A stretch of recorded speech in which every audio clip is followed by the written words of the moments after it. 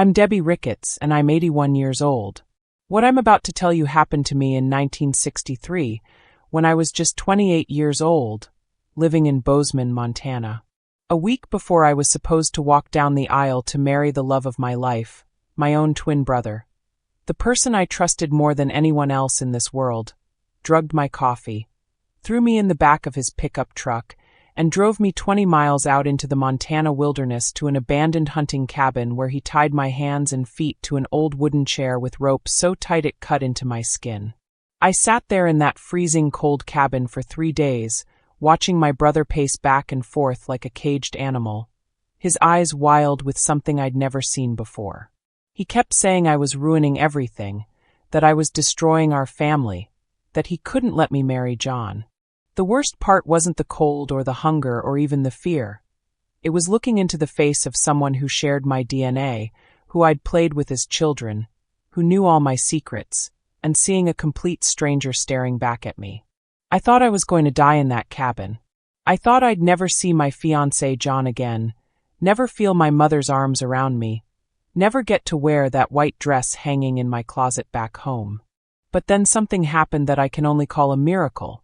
Something so unexpected that even now, all these decades later, it still takes my breath away. And if you stay with me, I'll tell you exactly how a gruff old mechanic named Sam Wheeler became the answer to my prayers and saved my life when my own flesh and blood tried to destroy it.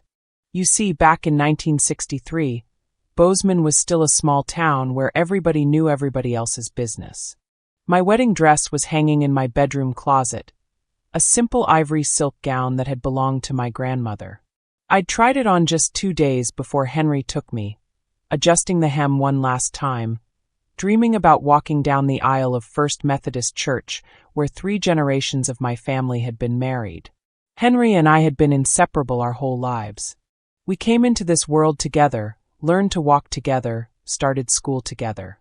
After our father died when we were 16, we leaned on each other even more. I never saw this coming. I never imagined that the boy who used to braid my hair and share his Halloween candy with me would become the man who would try to steal my future. But here's what I learned during those 3 terrible days tied up in that cabin. Sometimes the people you think you know best are the ones carrying the heaviest secrets. And sometimes, when everything falls apart, help comes from places you never expected. Sam Wheeler was a man I'd probably spoken to maybe 10 times in my entire life. Just quick hellos when I'd drive past his garage on Main Street. He had grease under his fingernails, wore the same denim coveralls every day, and most folks in town thought he was just a quiet loner who preferred engines to people. They were wrong about Sam Wheeler. Dead wrong. And I'm only alive today because of what he did for a desperate mother and her missing daughter during the worst week of our lives. If you can, please leave in the comments where you're watching this old lady from. It warms my heart to know that my voice is reaching far, maybe even places I never had the chance to visit. And if you like my story, please leave a like and subscribe to Grandparents Archives. It helps us to keep sharing meaningful stories like this. Let me take you back to who I was before all this happened. In 1963, I was 28 years old, which back then meant most people thought I was getting close to being an old maid. I'd been working as a secretary at the county courthouse for 6 years, living with my mother Ellen in the same house where Henry and I grew up on Olive Street. It was a modest 2-story home with a front porch that needed painting and a garden where my mother grew the best tomatoes in Bozeman. John Mitchell was a teacher at the elementary school, 7 years older than me, with kind eyes and hands that were always gentle when he touched my face. We'd been courting for 2 years, and when he finally proposed on Christmas Eve of 1962, I thought my heart might burst right out of my chest. He wasn't the most handsome man in town, and he certainly wasn't the richest, but he made me laugh, and he listened when I talked about my dreams of maybe traveling someday, maybe seeing the ocean. Henry worked construction then, building houses for the families moving to Bozeman as the town slowly grew. He was stronger than me, had always been stronger, even though we were born just 12 minutes apart. People used to say we had our own language when we were little. We'd look at each other across a room and somehow know exactly what the other was thinking. He was my other half, my constant companion. But looking back now, I can see the signs I missed. The way Henry's jaw would tighten when John would pick me up for dates. How he'd suddenly find reasons to leave the room when John and I would sit on the porch talking about our wedding plans. The way he'd change the subject whenever anyone asked if he was seeing anyone special. I thought he was just being protective, the way older brothers are supposed to be, even though he was only 12 minutes older. I thought he was happy for me. I was wrong about so many things back then. Our father, Robert Ricketts, died of a heart attack when Henry and I were 16. He was loading hay bales on the Jameson Ranch just outside town when he collapsed. The doctor said it was quick, that he probably didn't suffer, but that didn't make the hole in our lives any smaller. Mother had to take in sewing to make ends meet, hemming dresses and mending work clothes for the other families in town. I'd sit with her in the evenings, learning her stitches, listening to her hum old hymns while we worked by lamplight. Henry took Dad's death harder than I did, even though we never talked much about it. He started staying out later, coming home with skinned knuckles and dirt on his clothes. Mother would ask him where he'd been, and he'd just shrug and head upstairs to his room. I'd hear him moving around up there sometimes late at night, pacing across the old floorboards that creaked with every step. I kept going to church every Sunday at First Methodist, sitting in the same pew where our family had sat for as long as I could remember. I believed then that God had a plan for everyone, that even losing Dad was part of something bigger I couldn't understand yet. Henry stopped coming to church after the funeral. When Mother asked him why, he said he was done listening to stories about a God who takes fathers away from their children. The winter before I got engaged to John, I started noticing changes in Henry that worried me. He'd snap at Mother over little things, like if dinner was 10 minutes late, or if she asked him to help with chores around the house. He started drinking beer after work, sitting on the back steps even when it was cold enough to see your breath. When I'd try to talk to him about it, he'd look at me like I was a stranger who had no business asking questions about his life. Mother pulled me aside one evening while Henry was out. She was mending a tear in one of his work shirts, and her hands were shaking slightly as she threaded her needle. She said she was worried about him, that he seemed angry all the time about things that had nothing to do with us. She asked if I'd noticed it too. I had noticed, but I told myself it was just Henry growing up, becoming a man, dealing with responsibilities that felt too heavy for someone who was still so young. Planning a wedding in a small town like Bozeman meant everyone had an opinion about everything. Mrs. Patterson from the flower shop kept insisting I needed white roses instead of the yellow ones I'd picked out. The ladies from church volunteered to make the reception food, which meant hours of discussions about whether to serve ham or roast beef, and should there be green beans or corn, and what about dessert besides the wedding cake. I was trying on my grandmother's dress for the final fitting when Mother mentioned that Henry hadn't said whether he was bringing anyone to the wedding. I'd asked him about it twice, and both times he'd just shrugged and said he'd figure it out. When I suggested he might ask Mary Louise from the bank, who I'd seen him talking to after church a few months back, he got that look on his face again. The one that made me feel like I'd said something wrong without knowing what it was. John asked Henry to be his best man, which seemed natural since Henry was going to be his brother-in-law. Henry said yes, but he never seemed excited about it. When John would stop by the house to discuss the ceremony details, Henry would find reasons to be somewhere else. He'd remember suddenly that he needed to check on something at the construction site, or he'd decide that was the perfect time to chop firewood, even though we already had enough split logs to last through the next winter. The week before the wedding, Henry started coming home even later from work. Mother would keep his dinner warm in the oven, and I'd hear him finally come in around 9 or 10 o'clock, eating alone at the kitchen table while the rest of the house was quiet. When I'd try to talk to him about the rehearsal dinner or ask if he'd written his best man speech, he'd give me one-word answers or just grunt and keep eating. Mother said she thought Henry might be feeling left behind, that maybe he was realizing his twin sister was about to start a whole new life that wouldn't include him the way it always had. She suggested I talk to him, really talk to him, about how much he meant to me and how marriage wouldn't change the fact that he was my brother and my friend. I tried. 3 days before the wedding, I knocked on his bedroom door and asked if I could come in. He was lying on his bed, still in his work clothes, staring up at the ceiling.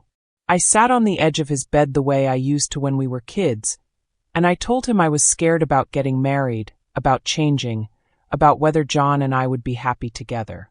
I asked him if he thought I was making the right choice. He turned his head to look at me, and for just a moment, I saw something in his eyes that reminded me of the little boy who used to comfort me during thunderstorms. But then he sat up and said he was tired, that he had to get up early for work, and maybe we could talk about it later. Later never came.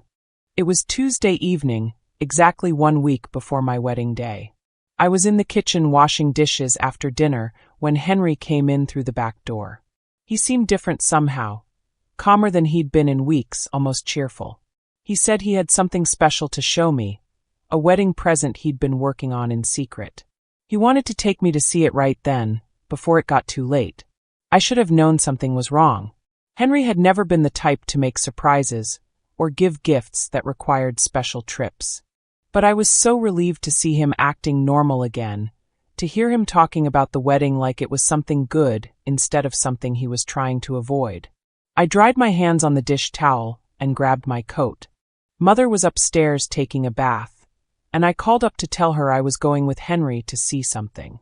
She called back that she'd see me later, and I heard her humming one of her hymns through the bathroom door. That was the last normal moment I had for 3 days. Henry drove his pickup truck down roads I'd never seen before, winding through pine forests and past fields that seemed to stretch on forever in the darkness. I asked him where we were going, and he said it was a surprise that I'd see soon enough. The heater in his truck barely worked, and I pulled my coat tighter around me as we drove further and further from town. When we finally stopped, we were in front of a small wooden cabin that looked like it hadn't been used in years. There were no other lights anywhere, no other houses, nothing but trees and darkness in every direction. Henry said his friend Charlie used to bring his family here for hunting trips, but Charlie had moved to Billings and told Henry he could use the place whenever he wanted. I followed Henry up to the cabin door, still thinking he was going to show me some kind of gift inside. Maybe he'd been carving something for John and me, or maybe he'd found some old family photos I'd never seen before. The door wasn't locked, and when he pushed it open, I could smell musty air and old wood and something else I couldn't identify. That's when Henry grabbed my arm and shoved me inside. Before I could turn around or ask him what he was doing, everything went black. I woke up hours later with my head pounding and my wrists tied so tight behind my back that my fingers were going numb. My ankles were bound to the legs of an old wooden chair, and there was a gag in my mouth that tasted like motor oil and dirt. Henry was sitting across from me in another chair, just watching me. When he saw I was awake, he leaned forward and said, "I'm sorry, Debbie, but I couldn't let you do it. I couldn't let you marry him and ruin everything we have." I tried to talk, tried to ask him what he meant, but the gag made it impossible to form words. I could only make muffled sounds that seemed to echo around the small cabin.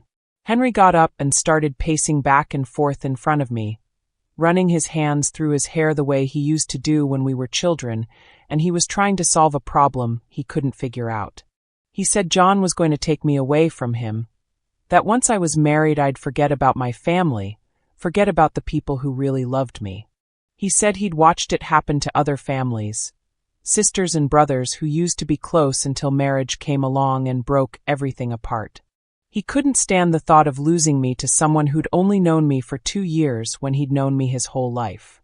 I stared at my twin brother, the person I'd shared a womb with, the person who knew all my secrets and fears, and I realized I didn't know him at all. This wasn't the Henry who used to braid my hair and share his candy. This wasn't the Henry who held my hand at Dad's funeral and promised we'd always take care of each other. This was someone else wearing my brother's face, someone whose love had turned into something twisted and dangerous. Henry kept me tied to that chair for what felt like forever, talking at me like I was supposed to understand his reasoning. He'd removed the gag after the first few hours, but only because he wanted me to listen to him explain why he'd done this terrible thing. He said I'd always been the lucky one, the one everyone loved more, the one who got all the attention. When we were babies, people would coo over me first, and then remember Henry was there too. When we started school, I made friends easily while Henry had to work harder to get people to notice him. He said it got worse after Dad died. Everyone in town would ask me how I was doing, pat my shoulder, tell me what a sweet girl I was, and how proud Dad would be of the woman I was becoming. But Henry said people looked at him differently, like they expected him to be the man of the house now, like being 16 years old somehow made him responsible for taking care of everyone. Nobody asked how he was feeling or whether he needed comfort too. And then John came along, and Henry said he could see it happening all over again. John would light up when he saw me, bring me flowers, hold doors for me, treat me like I was something precious. Henry said he'd never had anyone look at him that way, never had anyone choose him first or think he was special enough to build a life around. While he talked, I kept working my wrists against the ropes, trying to loosen them even a little bit. The chair I was tied to was old and rickety, probably left behind by whoever used to hunt in this cabin. I could feel a nail sticking out slightly from the wooden armrest, and every time Henry would turn away or get distracted by his own rambling, I'd try to work the rope against that sharp edge. My fingers were so cold I could barely feel them, and the rope was cutting into my skin every time I moved. But I kept thinking about my wedding dress hanging in my closet, about John waiting for me back home, about my mother who must be worried sick by now. I wasn't going to let Henry steal my future because he was jealous of something he could have for himself if he'd just try.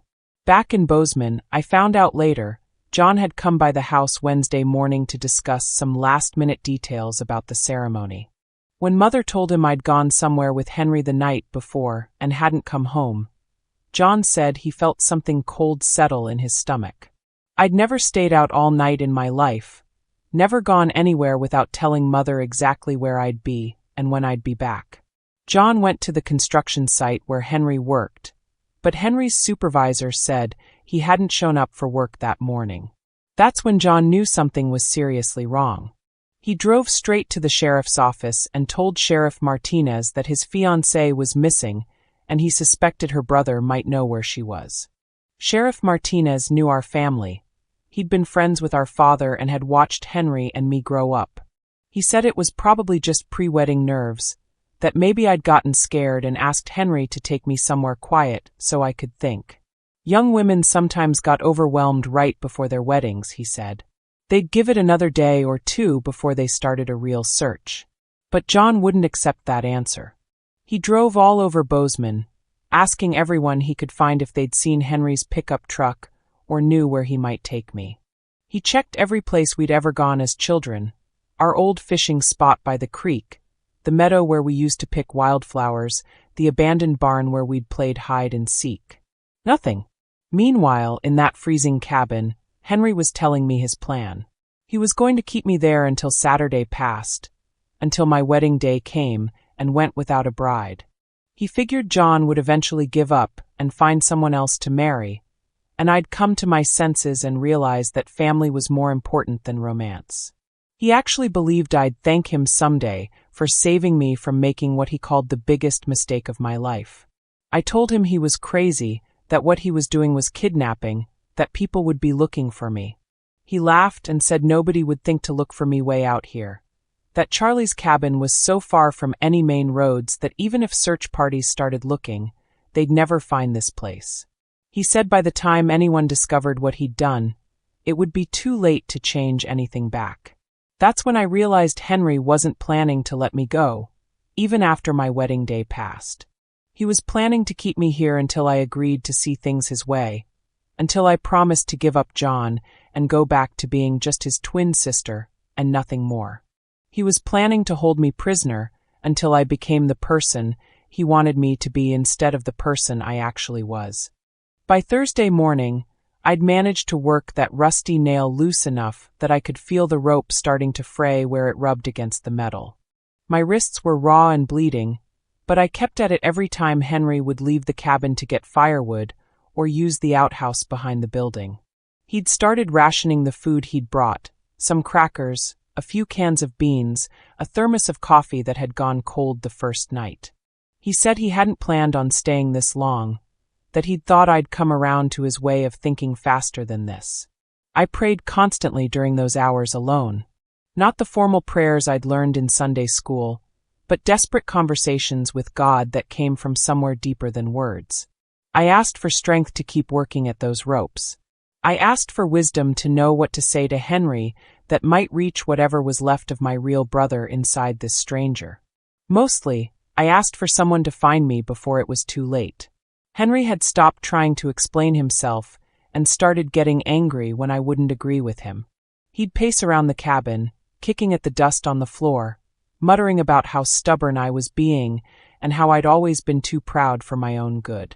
Sometimes he'd look at me like he was seeing me for the first time, like he was surprised to find me there tied to that chair. Those moments scared me more than his anger did. Back in Bozeman, my mother had taken matters into her own hands. When John came by Thursday afternoon to tell her the sheriff still wasn't taking my disappearance seriously, Mother put on her coat and said they were going to search Henry's room together. She'd raised 2 children, she told John, and she knew when one of them was lying about something important. Mother found what she was looking for in Henry's sock drawer, a hand-drawn map showing roads that led out of town toward the mountains. There were several X marks on the map, and one of them had a note written beside it that said Charlie's Place, Hunting Cabin. Mother had never heard Henry mention anyone named Charlie, but she remembered that he'd been spending time with some of the men from the lumber mill after work, men who talked about hunting and fishing in places most people didn't know about. She and John drove to the lumber mill and found Charlie Brennan just as he was finishing his shift. When they described Henry and asked about a cabin, Charlie's face went pale. He said he'd told Henry he could use his family's old hunting cabin anytime he wanted, but he never thought Henry would actually take him up on it. The cabin was way out in the wilderness, Charlie said, at least 20 miles from the nearest neighbor. Charlie drew them a better map, showing exactly which logging roads to take and where to turn off the main highway. He said the cabin was in rough shape, no electricity, no phone, just a stone fireplace and some old furniture that had been left there for years. It wasn't the kind of place you'd take someone unless you wanted to make sure nobody could find them. Mother and John drove out there that evening, following Charlie's directions as carefully as they could. But when they got to where the cabin was supposed to be, they couldn't find it in the darkness. The logging roads all looked the same, and without daylight to see the landmarks Charlie had described, they kept taking wrong turns and ending up at dead ends or clearings that led nowhere. They drove around for hours, calling my name into the darkness, honking the horn of John's car, hoping I might hear them and find a way to signal back. But the forest swallowed up their voices, and there was no response except the wind moving through the pine trees and the sound of their own footsteps when they'd stop to walk around and search. Finally, John's car started overheating from all the rough driving on those mountain roads. Steam was pouring out from under the hood, and they realized they'd have to head back to town and try again in the morning with better preparation. Mother cried during the whole drive home, not the quiet tears she'd shed at Dad's funeral, but the kind of crying that comes from a place of pure fear and helplessness. Meanwhile, I'd managed to get one hand almost completely free. The rope was still wrapped around my wrist, but I could move my fingers and bend my arms slightly. I was working on the knots that held my ankles to the chair legs when Henry came back inside from gathering more firewood. He looked at me suspiciously, like he could sense something had changed, but the cabin was so dark that he couldn't see what I'd accomplished. He sat down across from me again and said he'd been thinking about what would happen after my wedding day passed. He said maybe we could stay at the cabin for a while longer, just the 2 of us, like a camping trip we used to take with Dad when we were children. He said it felt good to have me all to himself again, without John or Mother or anyone else trying to come between us. That's when I knew for certain that Henry had no intention of ever letting me go home. Friday morning, Mother and John set out again with a better plan and more supplies. John had borrowed a more reliable truck from his friend at the school, and Mother had packed sandwiches and a thermos of hot coffee. They also brought Sheriff Martinez's deputy, Tom Fletcher, who'd finally agreed that 3 days was too long for someone like me to be missing without word. They were about 5 miles out of town on the main highway when John's borrowed truck started making a grinding noise and began to slow down. Black smoke was coming from the engine, and John had to pull over to the side of the road before the whole thing seized up completely. Deputy Fletcher tried his radio, but they were too far from town to get a clear signal to call for help.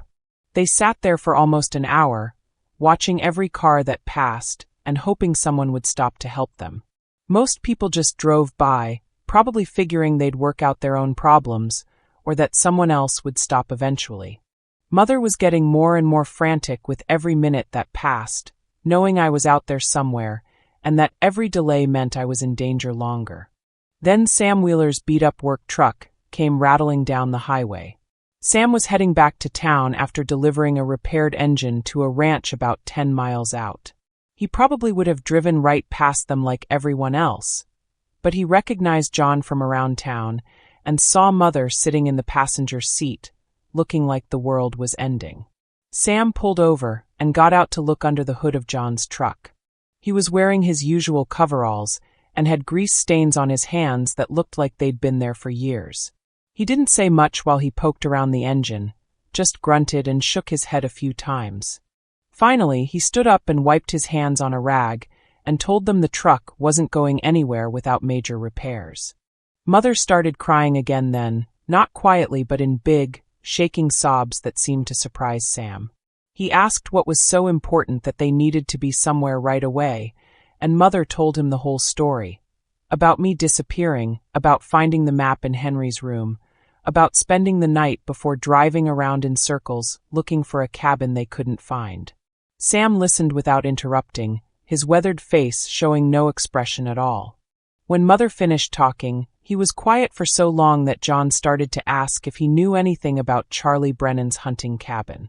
But before John could finish his question, Sam said he knew exactly where that cabin was, and he could take them there right now if they wanted.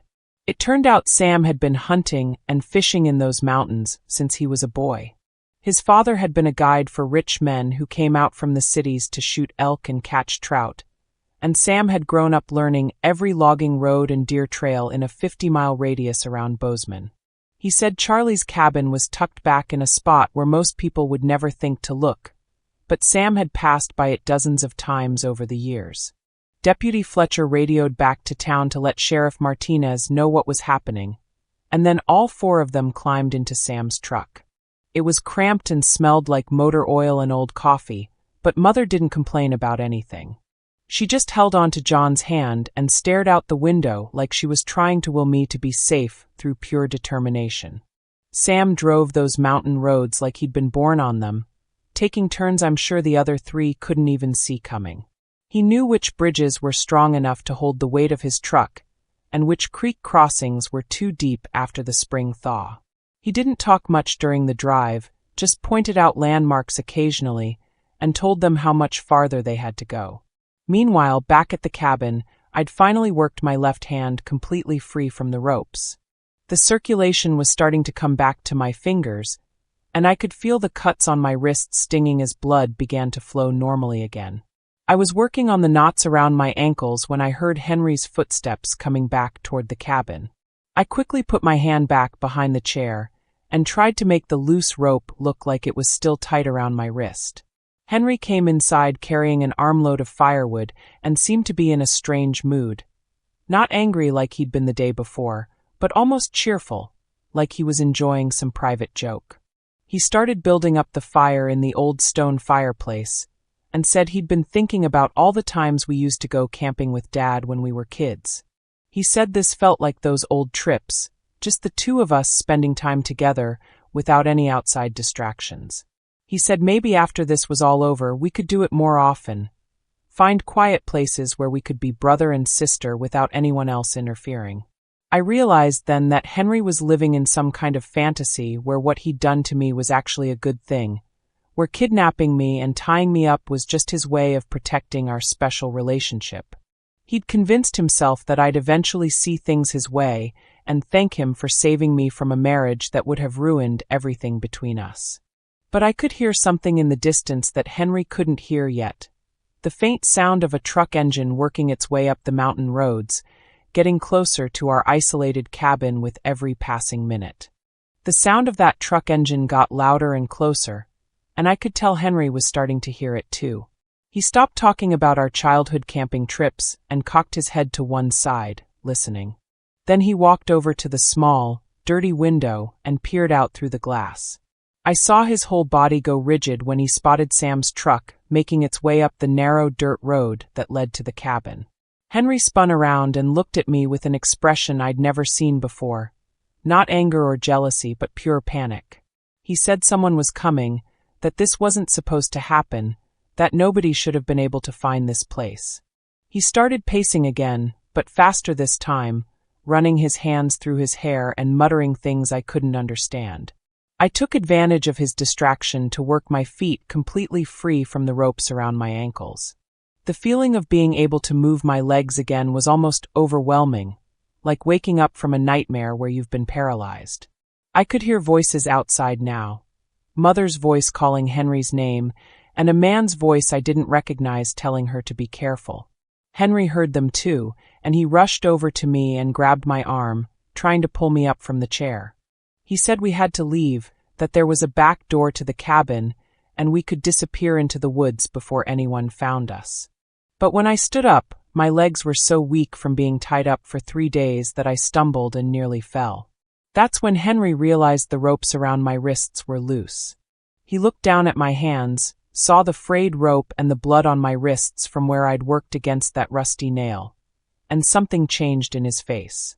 The panic turned into something darker, something that made me understand for the first time that my twin brother might actually hurt me to keep me from leaving him. He grabbed both my arms and shook me, saying I'd ruined everything, that I should have just listened to him and accepted what he was trying to do for us. He said if I'd been smarter, if I'd understood how much he loved me, none of this would have been necessary. Now people were going to take me away from him, and it was all my fault for not appreciating what he'd sacrificed to keep us together. Then I heard Mother's voice right outside the cabin door, loud and clear and more angry than I'd ever heard her in my entire life. She was calling Henry's full name, Henry Robert Ricketts, the way she used to when we were children and one of us was in serious trouble. She told him to open the door right now and let her see her daughter, or she was going to have every law enforcement officer in Montana looking for him. Henry let go of my arms and backed away from me, staring at the door like it might explode. I could hear other voices out there too, John calling my name, asking if I was all right, and that unfamiliar man's voice telling everyone to stay calm and let him handle this. The door wasn't locked, and after a few seconds it creaked open. Mother stepped inside first, and when she saw me standing there with rope burns on my wrists and 3 days of dirt and fear on my face, she made a sound that was part sob and part rage. Behind her came John, looking like he'd aged 10 years since I'd last seen him, and a man I'd seen around town but never really talked to, Sam Wheeler from the garage on Main Street. Henry was pressed against the far wall of the cabin, as far from the door as he could get. When Mother looked at him, really looked at him, I saw her face change from relief at finding me to a kind of disappointment I'd never seen before. She asked him how he could do this to his own sister, how he could take away the most important week of my life and tie me up like an animal.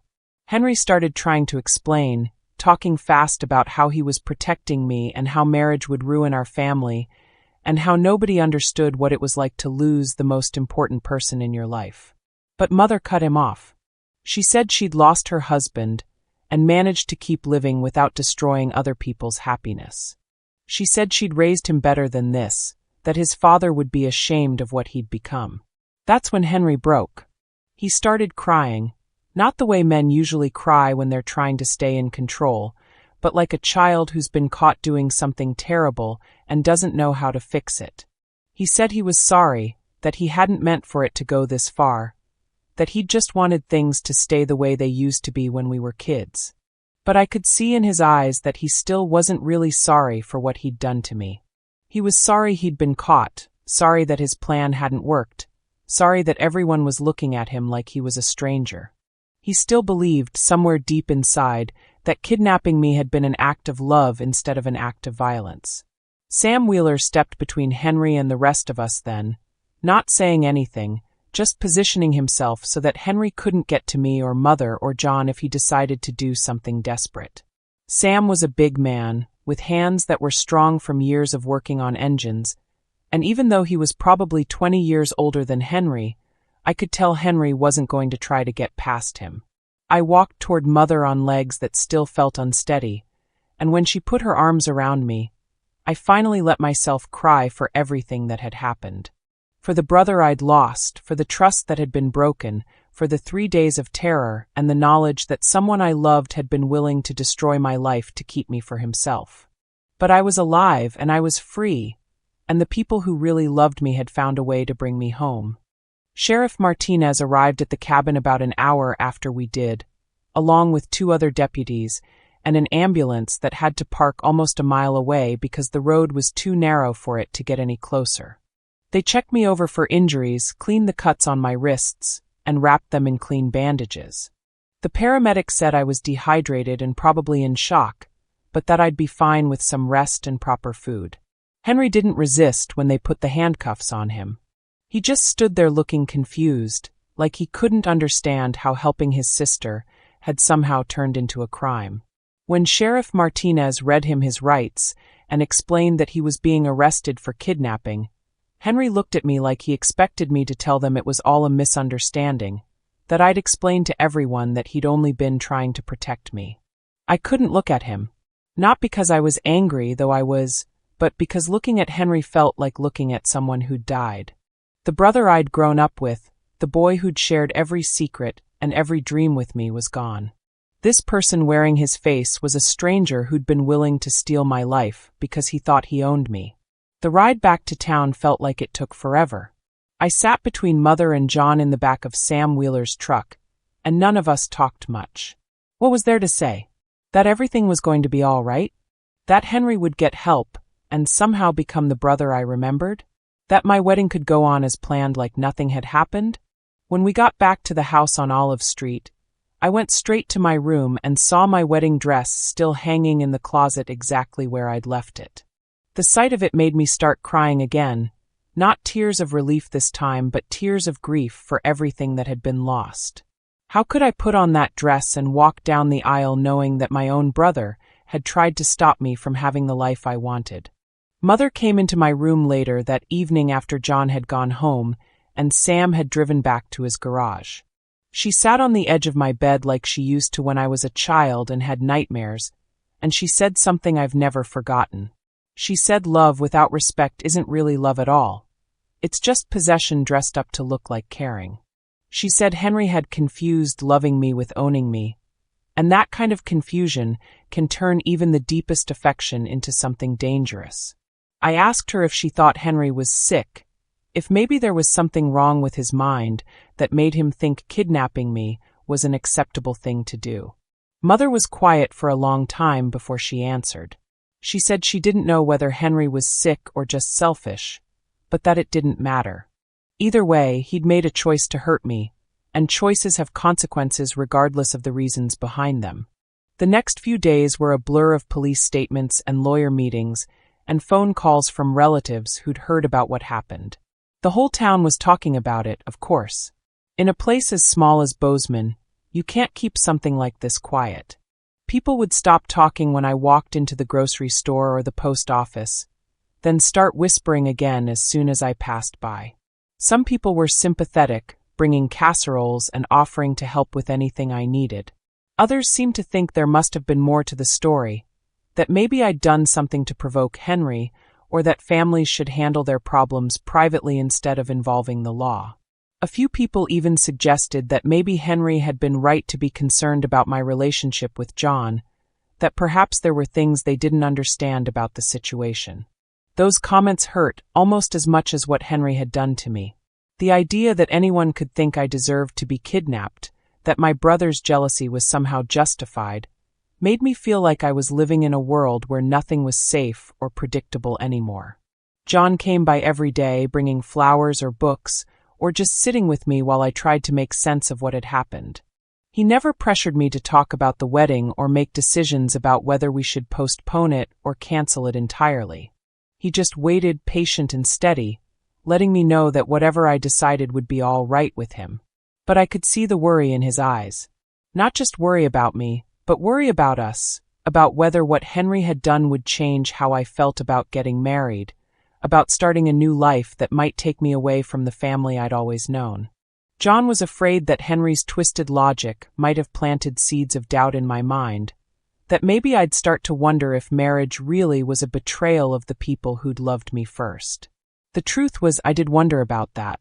Not because I thought Henry was right, but because I couldn't stop thinking about how completely I'd misunderstood someone I thought I knew better than anyone else in the world. If I could be so wrong about my own twin brother, how could I trust my judgment about anything else? How could I be sure that marrying John was the right choice when my ability to read people had failed me so completely? I'm 81 years old now, and I can tell you that those doubts were normal. When someone you trust betrays you that deeply, it makes you question everything you thought you knew about love and family and your own ability to make good decisions.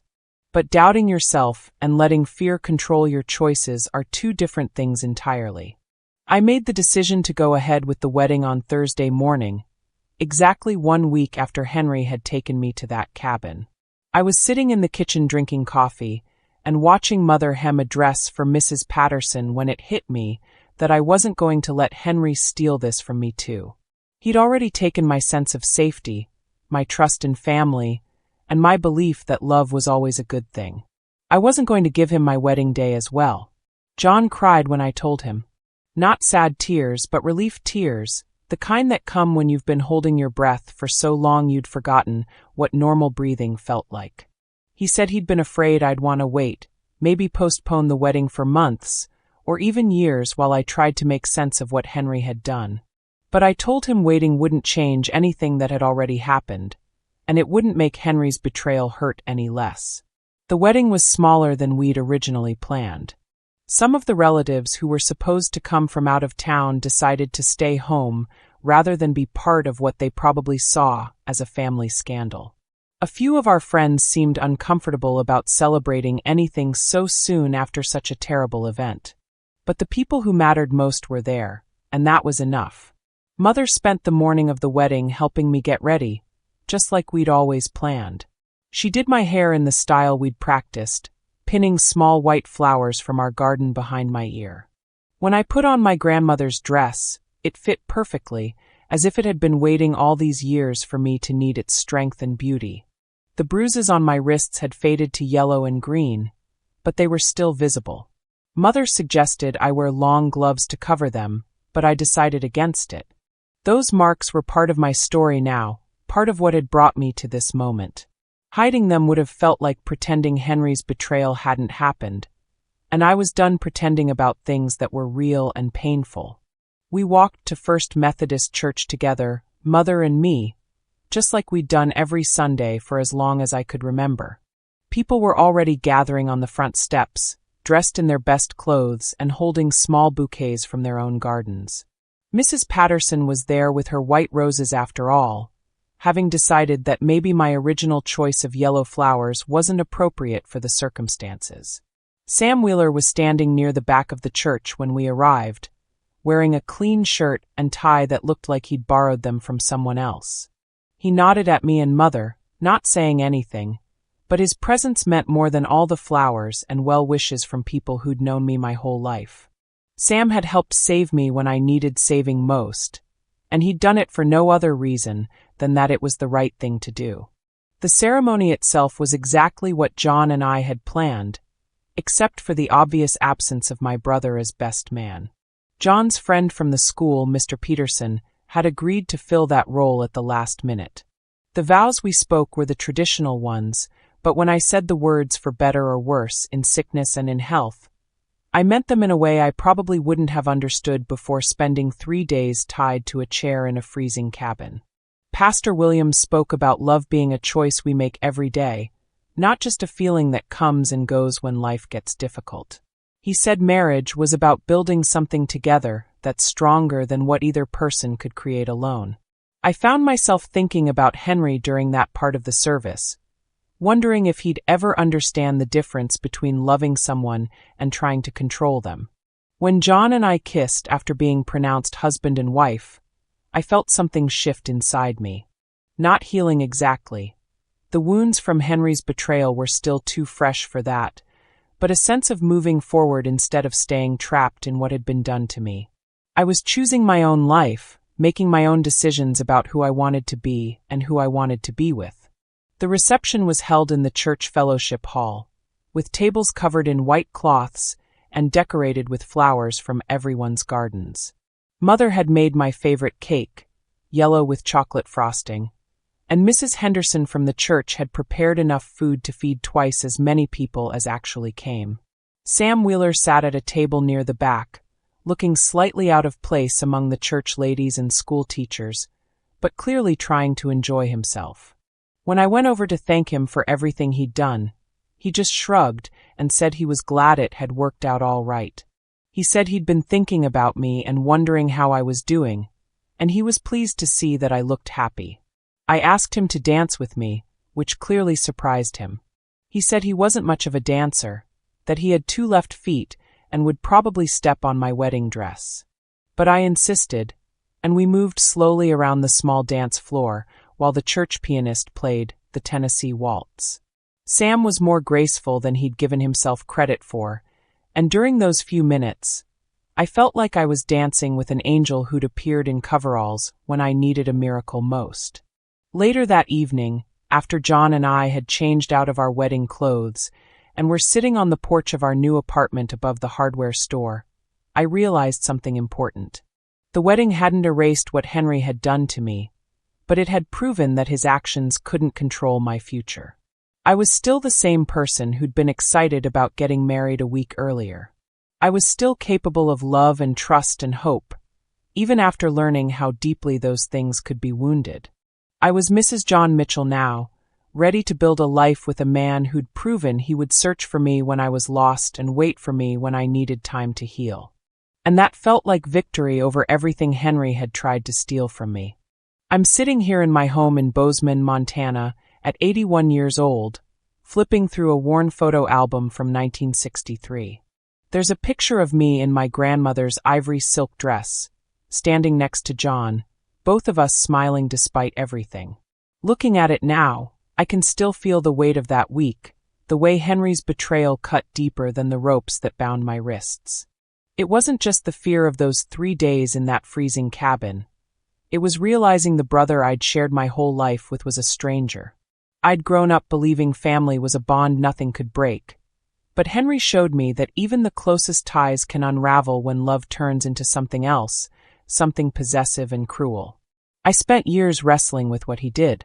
Part of me wanted to forgive him, to believe he was just lost, that maybe something in his mind broke after Dad died and never healed. But forgiveness doesn't mean pretending it didn't happen. I let go of the hate, but I kept my distance. Henry's choices cost him our family, and I had to learn that protecting myself didn't make me less loving. It made me stronger. Mom taught me that, sitting on my bed after it was all over, her hands still shaking from the fear of almost losing me. She said love without respect is just a cage, and I've carried those words ever since. What got me through wasn't just my own stubborn will, though I had plenty of that, or even Mom's fierce determination to find me. It was Sam Wheeler, that quiet mechanic who barely knew us but drove through those mountain roads like he was answering a call from God himself. He didn't have to help, didn't owe us a thing, but he saw Mom's desperation and chose to act. That's what stays with me most. How a man I'd passed 100 times on Main Street, never thinking twice about, became the reason I'm here today. Looking back, I see that week as a turning point. It showed me how fragile trust can be, but also how powerful it is to keep going, to choose hope even when you're staring at the worst parts of human nature. My faith got me through those nights in the cabin, whispering prayers while I worked at that rusty nail. Mom's courage brought her to my side when no one else believed I was in danger. And Sam's kindness, that simple act of stopping his truck, reminded me that goodness can come from places you'd never expect.